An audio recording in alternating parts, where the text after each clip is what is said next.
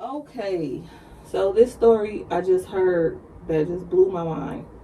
It was about this woman who came from overseas, and so now she's in America. She's starting her life. She started a business selling food, just, you know, enjoying the American life, I suppose. She met this guy. He's from where she's from. They start dating. Everything seems fine. He's supposed to be a police officer, and she's like, oh, okay, that's a cool career, whatever. Then she get this call from one of her friends saying, yeah, you know, your guy, you know that he's married, he got 2 kids. I thought you should know. And she like, I've been with him over a year now. I would know if he's married with 2 kids because he's with me all the time. And she like, no, I'm just telling you, I know the wife. I know he has 2 kids, and I don't want you out here looking crazy or whatever. She even gave her the wife's number because she like, I think y'all both should know what's going on. So the woman calls the wife. She talked to her, asked, you know, questions. Hey, is this your husband? Y'all got kids? Blah, blah, blah. Wife confirms it. Yes, that's my husband. And she like, so how do you not know your husband don't be around? He be with me all the time. She like, well, he be taking trips out of town and stuff for his job. And she like, as a cop? And the wife like, he not a cop. He do something where he have to go to different states. Just basically tearing old dude's story apart. So the girl is like, wow, at this point, he got me out here looking crazy. I'm going to confront him. So she goes to work, do her business, go home. She talks to him and asks him, do he have a wife? Do he have kids? And he didn't even deny it. He just straight was like, whatever she said, don't believe it. And she like, that's enough for me. So you do have a wife and kids. Then he hurried up and thought about it and was like, oh, well, that ain't my real wife and them ain't my kids. I'm just helping her out so she can get her green card because she's from where they from as well. And her being that she's a foreigner, she's like, okay, I understand that, whatever. But just over time, she just kept hearing stuff and she was like, no, I don't want no part of this. So she told him it was over. He got to go. He got to leave or whatever. And in the midst of her about to help him pack and stuff, he attacks her. He violates her, and then he takes off. When you say violate, what do you mean violate? You could say it. He rapes her. Okay. Violently rapes her, beat her up, rape her. Just. Oh God dang! You just said that about 4 or 5 times. I mean, I had to said it one time. You asked. I had to paint the picture. So. Okay. Yeah. So when he takes off, she calls the cops. Shortly after that, the cops get him. Now it's about to be a trial for that situation, you know. All right. So fast forward, everything is in motion for him to, you know, go to jail possibly for doing what he did to her. She's driving down the street and she gets pulled over. She's wondering why all her stuff is in order. You know what I'm saying? Her tags, everything. She got insurance. So she's like, okay, maybe, I don't know. I'm going to just pull over because this is what I'm supposed to do. She pulls over. The cops like, come with us. Arrest her. Oh, okay. Everything, you know. She like, okay, like maybe this is a part of the case. She gets to a whole nother county, and they take her to an interrogation room, and they like, let's just get this over with. The quicker you tell us what you did, this will be better for you. And she like, what?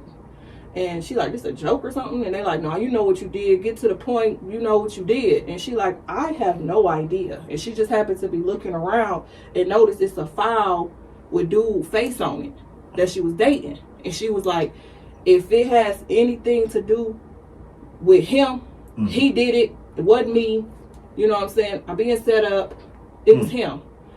And they just didn't even focus on the file at all. They like, no, just tell the truth, tell the truth, tell the truth. And she like, I don't know what I supposedly did. And another lady from a different county came in and she explained too, like, this is what he did. This has nothing to do with me. I didn't do this.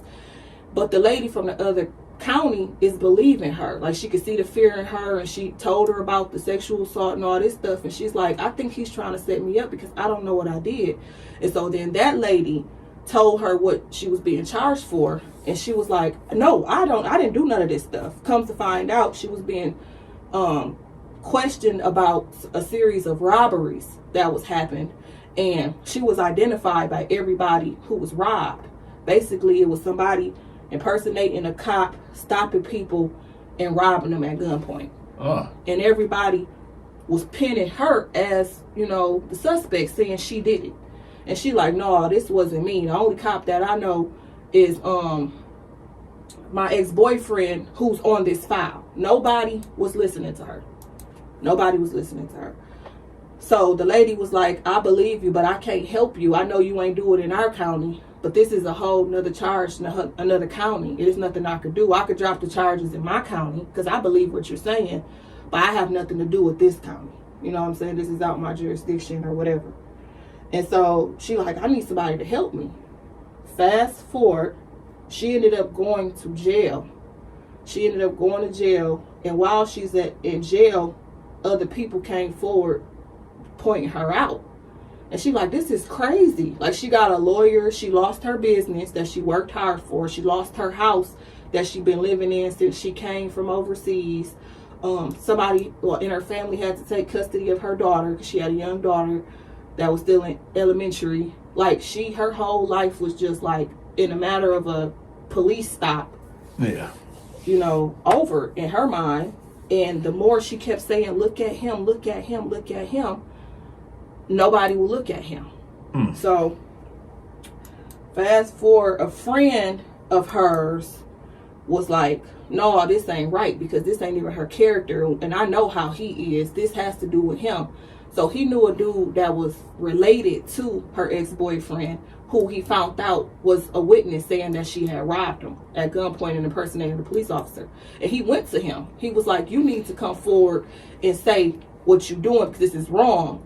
And I don't know why people even do that. Why do you go to the person and say, you better do this or I'm going to tell. I'm going to do A, B, and C. Just go tell. Go to the jail and tell. Why are you saying that to them? You giving them all your cards. And so the false witness guy like, oh yeah, you're right, I feel bad, we'll go to the police station tomorrow. Well, he called the police and went to the police station and told them that her friend is threatening me and he telling me to say that I wasn't robbed and stuff, tampering, with a witness tampering. Yeah. So then friend of hers ended up getting charges for, witness tampering. And he like, what? Like, I don't understand. Why ain't nobody listening to us? This is the ex-boyfriend. This has something to do with him, It started coming out, too, that the ex-boyfriend wasn't even a cop. He was impersonating a cop. Like, they had all this information that he wasn't a cop. You know what I'm saying? All these people coming forward saying, this is not her. She didn't do this. Nobody listened. 7 months later, she was in jail for 7 months, lost everything. Her kid was being taken care of somebody else, her house, her business, her livelihood. She was getting sick. She was losing her hair, losing weight. She just went through a lot. She was innocent, stressed out, anxiety. She was in there for 7 months and some change until somebody finally came forward. The girlfriend of the ex-boyfriend, so the recent current girlfriend. Yeah. They got into it about something to where she was just like, I guess, like fed up. Went to the police and said, he did this. I was around when he was telling his cousin he'd pay him. Ain't nothing like a woman scoring. He paid the cousin and the other witnesses, well, said he would. He didn't even pay them. $20,000 or something to falsely accuse her for acting like a police officer, pulling them over and threatening them at gunpoint, robbing them. He told them what to say. He told them what the car looked like, the license plate, just executed it perfectly to make it sound so legit like she really did it. And finally, after that, and they start actually looking into it, comes to find out the dude worked for the NYPD. Like, he worked for them. He was one of their informants. Confidential informant. Yes. And they had his file knowing who he was and dismissed it because I guess he was one of them. I don't know. But the whole time she kept saying, look into him. Look into him. He's setting me up because I'm supposed to testify against him for sexually assaulting me. And they never looked into him and knew who he was. So. Or they did look into him and they like, well, no, we keeping him out on the street because he solving a lot of crimes for us. So she ends up getting out, and she ends up they combine both of the crimes with the abuse, falsifying a police officer, setting up impersonating a police officer, falsifying reports, all that, setting up robberies, all that, just the whole criminal mastermind. He got charged for all of that. And so she eventually sued the first detective, not the lady who actually believed her, but she was from a different county, so she couldn't help. But she sued the first detective and the whole police people, and she won. How much did she win, do you think? $2 million. $2 million. They should have got more than that. She said, when I was listening to her interview, she said that she didn't care how much they offered her because it wasn't about the win. It was about being heard. And she said in this particular situation, it shows how messed up the justice system is, because you can have all the evidence in your face and still choose to hear what you want to hear, see what you want to hear, or ignore, actual facts, because it was multiple people coming saying that she didn't do this and you need to look more into it, and it was ignored. What did you say this happened at? Do you remember? It was in New York. I was about to say, because it always, these type of stories seem like it always originate from New York. It's like New York always got something crazy going on. It just blew my mind. Other people, they probably heard about this story, but it just drawed me in so much. I felt so sorry for this young lady. You come to America, you hear in America is so great, and you start your life, you finally saved enough money to start your business, doing well within the first month of your grand opening of your business, you hire this guy. So you finally got your money up, start your business, hire a guy, start a relationship with him, and then your whole life just... What did she hire him for to do? I think like a cook or set up cameras. He was something, at the time, doing something beneficial for her business. I don't know if he was setting up cameras or helping with the computers. I know it was something he was doing. She said he was very smart, and he was tech savvy, and he will assist with cooking and stuff, but mostly I believe it has something to do with the computers and the security cameras and stuff like that. I think I might have found it. No, it just something to say just Sean. They got so many lawsuits from the NY 17.5 million at the police force. Dude, I think his name was her name was Simona. Yep. Seemona. What was his name? Like Joshua or something? Nope. James. No, was it James? James, I think. Simona. Just look up Simona versus the NYPD police station. Okay. Worst X. Where is Jerry Rodman? Jerry. Oh, that story. Yes. Okay. That's the story. Okay. Blew my mind. Dang, this just recently happened. An Indian looking lady. Yes. Yeah. Jerry Rodman was sentenced to 30. It happened like 10 years ago, but she's just now telling her story. That's why I said they probably heard this story before, but why I'm speaking about it is because it's unfortunate that she even had to sit there for 7 months, because she was having all this information, all these people coming forward, and she even seen the file of his face. Like, I'm gonna read this article where it says about this. It says, at first, Jerry seemed like a stand-up guy, a neighborhood cop who looked out for everyone and seemed to really care about his girlfriend. But then things took an imaginary turn. I mean, an unimaginable turn. In 2012, Rodman, who was posing as a police officer, was convicted of raping Sumar, then orchestrating an elaborate scheme to frame her for multiple armed robberies she did not commit. Sumar and her family members opened up about their experiences with Rodman in a new Netflix true crime documentary called Worst Ex Ever, describing how he deceived and abused Sumar and ultimately sent her to jail for 7 months for a series of imaginary crimes. They say Lady Justice is blind, right? Mm-hmm. And this right here definitely shows that Lady Justice is definitely blind. If you ain't got money to sway the court system, or you I mean, this dude posed. I mean, even at the start of this article, it says, at first, Jerry seemed like a stand-up guy, a neighborhood cop who looked out. But he came in to get some food or something. That's probably what it was. And he was like, let me help set up your security cameras or whatnot, and assisted her with her business and stuff. And that's how she met him. She thought he was a cop. The whole time, he wasn't even a cop. He was an informant. That's crazy. What happened to... Hold on. They said what happened to him now. Where he at now, he is 52 years old, was convicted January 12, 2012 on charges including rape in the first degree, perjury in the first degree, and tampering with a witness in the third degree, according to court documents. 3 of Radamai's associates was charged with lying about the Samar's supposed crime. They pled guilty to perjury and was sentenced to 6 months in jail plus 4 years probation. He is currently housed in the Eastern New York Correctional Facility, a maximum security level facility for males, according to his inmate record from New York State Department of Corrections and Community Supervision. He will be eligible for parole in 2031, which is in 7 more years, after having served a minimum sentence of 21 years, 5 months, and 2 days. Yeah, based off the interview, he had got 32 years in total. Ooh. Yeah, he got 25. That was the max that you can give for, rape and sexual assault, whatnot. And then he got the additional years for the whole false robbery situation. Here's how they linked.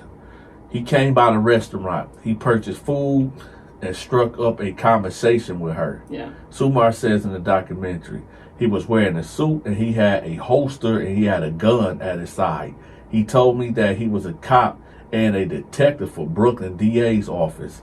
Sumar says Radamai came across as thoughtful, offering to fix her restaurant camera system and help her with other tasks. He showed up to just do random things for her, if just to take my car to the car wash, little things like that to make my life on a daily basis easier, she says in this documentary.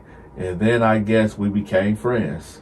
Eventually, they began dating for a while. Nothing seemed amiss. Sumar's niece, Melina Sumar, says in the Netflix documentary that their family looked up to him, liked him because they believed that he cared for her. Whew. Yeah, that's a cold piece. Dude is a cold piece. Yep. And then all this stuff unraveled, and here we are. I am happy that she won. Some will say that was enough. Some will say she didn't get enough money. But I'm just happy she was able to have a voice and get her, story out. It wasn't fair. I mean, just think about it. She spent 8 months in jail. What if she would have never got out? The crazy part is, it was looking like she wasn't. Even with all the evidence that was coming forth, it was enough to use against her. For him, it was circumstance, some hearsay, stuff like that. But he had it so intelligently executed. I can't say because it was intelligent. He broke it down like he knew the ins and outs on how to get away with a crime type of situation. He told the first person to say, oh, I didn't see the license plate. The second person, oh, I got partial, or the middle or the license. You get what I'm saying? It was enough to seem real. And every last one, different counties, because he went different places and offered to pay people money. All of them pointed her out. Whew, man, that's a cold play right there. So you see how it could seem real? Like these ain't even the same areas. These is from all different areas, random people. The only one that was linked to him was the first victim, which was his cousin. All right, bro. And even that's the cousin. Why nobody even put 2 and 2 together? I don't know. Maybe they didn't want to put 2 and 2 together. But and with that, we're going to wrap it up right there. If you need your business, products, or your social media channels promoted, make sure you shoot me a text at this number. My channel get over 5 million views per month, so that's a lot of eyes on your promotion. If you forgot to hit that like button, make sure you smash the like button.